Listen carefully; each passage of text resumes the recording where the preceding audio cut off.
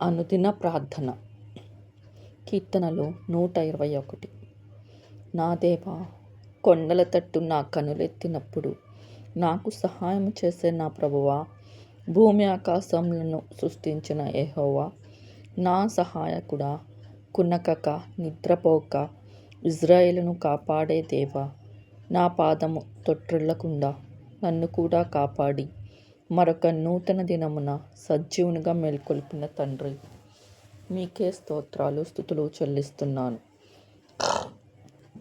అయ్యా, నన్ను కాపాడుచు కుడి పక్కన నాకు నీడగా ఉండి, పగలు ఎండ దెబ్బనైనను రాత్రి వెన్నెల దెబ్బైనను నాకు తగలకుండా ఏ అపాయము రాకుండా నన్ను కాపాడు తండ్రి.